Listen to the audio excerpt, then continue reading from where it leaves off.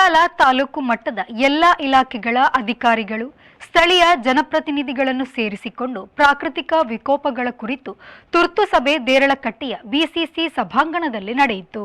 ವಿಧಾನಸಭಾ ಅಧ್ಯಕ್ಷ ಯುಟಿ ಖಾದರ್ ಫರೀದ್ ಸಭೆಯನ್ನು ಉದ್ದೇಶಿಸಿ ಮಾತನಾಡಿ, ತಾಲೂಕು ಮಟ್ಟದ ಎಲ್ಲ ಇಲಾಖೆಗಳ ಅಧಿಕಾರಿಗಳು ಜಂಟಿಯಾಗಿ ಎಲ್ಲ ಗ್ರಾಮಗಳಿಗೆ ಭೇಟಿಯಾಗಿ ಸಮಸ್ಯೆಗಳನ್ನು ಆಲಿಸಬೇಕು.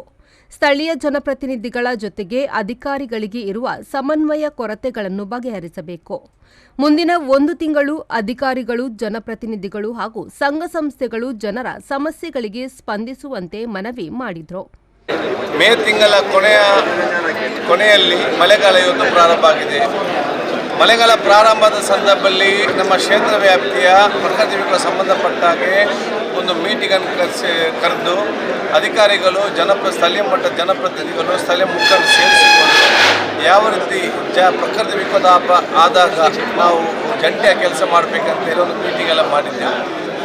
ಅದಕ್ಕೆ ಅನುಗುಣವಾಗಿ ಈ 1 ತಿಂಗಳ ನಂತರ ಎಷ್ಟೆಲ್ಲ ಹಾನಿಯಾಗಿದೆ, ಎಷ್ಟೆಲ್ಲ ಕಡೆ ಪ್ರಕೃತಿ ವಿಕೋಪ ಆಗಿದೆ, ಎಷ್ಟು ಸಾವು ನೋವಾಗಿದೆ, ಎಷ್ಟು ನಷ್ಟ ಉಂಟಾಗಿದೆ, ಇದರ ಬಗ್ಗೆ ಚರ್ಚೆ ಮಾಡಿ ಯಾರಿಗೆಲ್ಲ ಸರ್ಕಾರದ ಪರಿಹಾರ ಯಾವ ಹಂತದಲ್ಲಿ ಸಿಗಬೇಕದು ಸಿಕ್ಕಿದೆ ಇಲ್ವಾ, ಸಿಕ್ಕದಿದ್ದದು ಏನೆಷ್ಟು ದಿವಸದಲ್ಲಿ ಕೊಡಬೇಕು ಮತ್ತು ಈ ಒಂದು ಸರ್ಕಾರದ ಯೋಜನೆ ಅನುಷ್ಠಾನ ಮಾಡುವಾಗ ನಮ್ಮ ಪಂಚಾಯತ್ ಸದಸ್ಯರ ಮತ್ತು ಅಧಿಕಾರಿ ವರ್ಗದ ಮಧ್ಯೆ ಒಂದು ಸಮನ್ವಯ ಕೊರತೆ ಉಂಟಾಗ್ತದ, ಅದನ್ನು ಬಗೆಹರಿಸಿ ಪುನಃ ವಿಮರ್ಶಿಸಲು ಮತ್ತು ಮುಂದಿನ 1 ತಿಂಗಳವರೆಗೆ ನಾವು ಹೇಗೆ ಇರಬೇಕಂತೇಳಿ ಚರ್ಚೆ ಮಾಡಲು ನಾವು ಈ ಒಂದು ತುರ್ತು ಸಭೆ ನಾವಿವತ್ತು ಕರೆದಿದ್ದೇವೆ. ಆದ ಕಾರಣ ಇವತ್ತು ಏನಾದರೂ ಯಾರಿಗಾದರೂ ಒಂದು ಮನೆಗೆ ಡ್ಯಾಮೇಜ್ ಆಗಬಾರ್ದು, ಅದು ಪ್ರಕೃತಿ ನಮ್ಮ ಕೈಯಲ್ಲಿಲ್ಲ. ಏನಾದರೂ ಪ್ರಕೃತಿ ಡ್ಯಾಮೇಜ್ ಆದರೆ ತತ್ಕ್ಷಣ 6,500 ರೂಪಾಯಿ ಇವತ್ತು ನಮ್ಮ ರೆವಿನ್ಯೂ ಡಿಪಾರ್ಟ್ಮೆಂಟ್ ಮುಖಾಂತರ ಅವರಿಗೆ ಸಣ್ಣ ಪುಟ್ಟ ಖರ್ಚಿಗೆ ತಕ್ಷಣ ಕೊಡಬೇಕಾಗ್ತದೆ. ತದನಂತರ PA ಬಂದು ರಿಪೋರ್ಟ್ ಮಾಡಿದ ನಂತರ ಇಂಜಿನಿಯರ್ ಬಂದು ರೆಕ್ಟಿಫೈ ಮಾಡಿ 1 ವಾರದೊಳಗಡೆ ಅವರಿಗೆ ನಿಗದಿತವಾದ ಮೊತ್ತವನ್ನು ಮುಟ್ಟಿಸುವಂಥ ಒಂದು ಸಿಸ್ಟಮ್ ನಾವಿವತ್ತು ಅಳವಡಿಸಿಕೊಂಡು ಬಂದಿದ್ದೇವೆ. ಯಾರಾದರೂ ಜನರಿಗೆ ತಡವಾದರೆ ಸ್ಥಳೀಯ ಮಟ್ಟದ ಪಂಚಾಯತ್ ಸದಸ್ಯರಿಂದ ನಮ್ಮ ಗಮನಕ್ಕೆ ತರಬಹುದು ಅಂತ ಹೇಳಲಿಕ್ಕೆ ನಾನು ಇವತ್ತು ಬಯಸ್ತೇನೆ.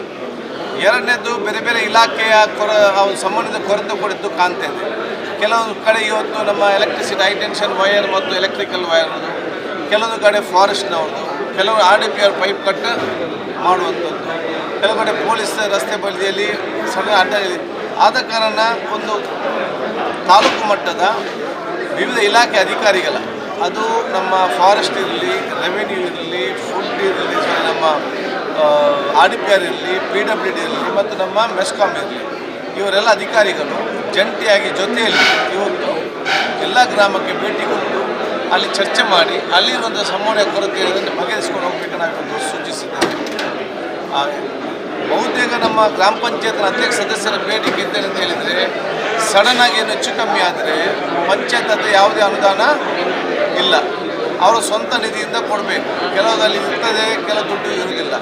ಅದಕ್ಕಾಗಿ ಸರ್ಕಾರ ಜಿಲ್ಲಾಧಿಕಾರಿ ಮುಖಾಂತರವೇ ಇವತ್ತು CO ಮುಖಾಂತರ ಒಂದು ಪಂಚಾಯತ್ಗೆ ಕನಿಷ್ಠ ಇಷ್ಟು ಕಂಟಿಂಜೆಂಟ್ ಅಮೌಂಟ್ ಅಂತ ಬಿಡುಗಡೆ ಮಾಡಿದರೆ ತತ್ಕ್ಷಣ ಜನರಿಗೆ ಸ್ಪಂದಿಸಲು ಸುಲಭವಾಗ್ತದೆ ಮಾತನ್ನು ಕೊಟ್ಟಿರ್ತಾರೆ.